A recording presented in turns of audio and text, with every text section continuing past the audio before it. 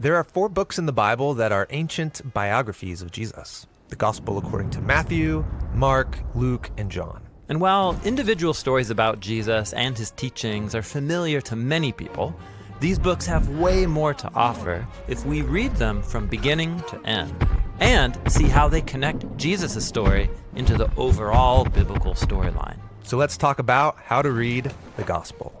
First of all, this word gospel, what does it mean? Well, it means good news. Which raises the question, good news about what? Well, in Mark's Gospel, Jesus enters the story announcing that the time is fulfilled. God's kingdom has come near, so turn around and trust this good news. So the good news is about God's kingdom arriving, but what does that mean? Well, it's Jesus' way of summarizing the whole biblical story that leads up to himself. The whole story.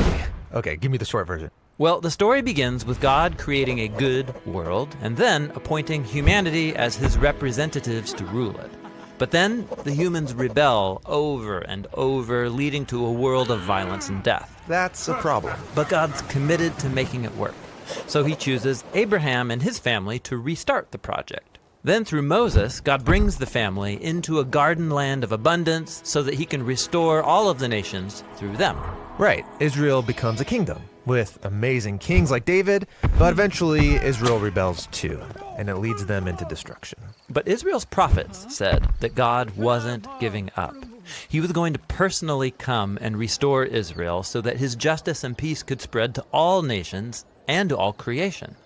This hope was called the kingdom of God. And that's what Jesus said he was bringing to Israel. Yes, Jesus' good news is about God's kingdom, the new creation that was arriving to restore humanity to their role as God's partners in ruling the world.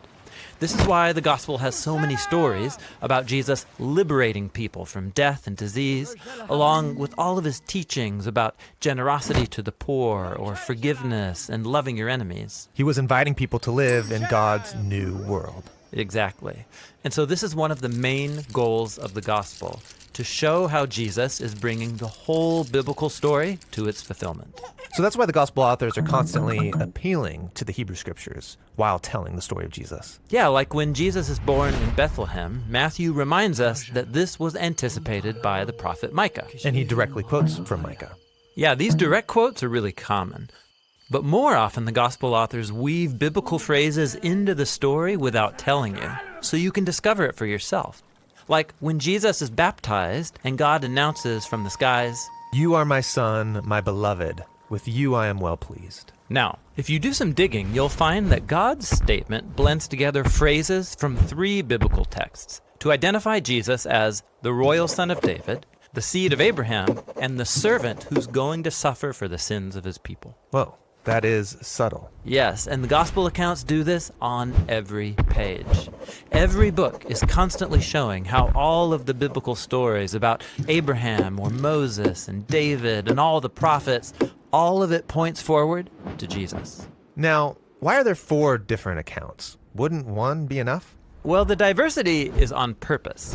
Each of the 4 gospel authors has shaped and arranged their stories about Jesus differently, so they can emphasize different things about him. Matthew presents Jesus as a greater Moses, and so he's grouped Jesus' teachings into 5 large blocks, just like the 5 books of the Torah.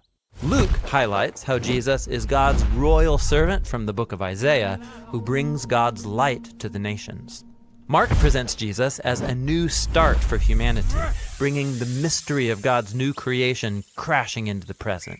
And John focuses on Jesus' claim to be Yahweh, the God of Israel, become human, to do for us what we could never do for ourselves. Those are really different from each other, but they all tell the same basic story. A man from the region of Galilee teaching this good news, but who's ultimately crucified as a criminal. Yes, all 4 books of the gospel are showing how the arrival of God's kingdom through Jesus led him up to the cross, where he was enthroned as the king of God's new world. He's given a robe, a crown, and a scepter.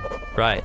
And as Jesus suffers the consequences of humanity's rebellion, he's showing that the power of God's kingdom comes through his love and self-sacrifice.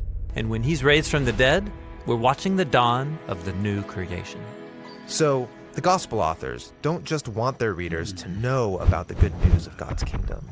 They want them to become a part of it. Yes, the gospel is designed to persuade us to trust and follow Jesus so that we can participate in the new creation that he began.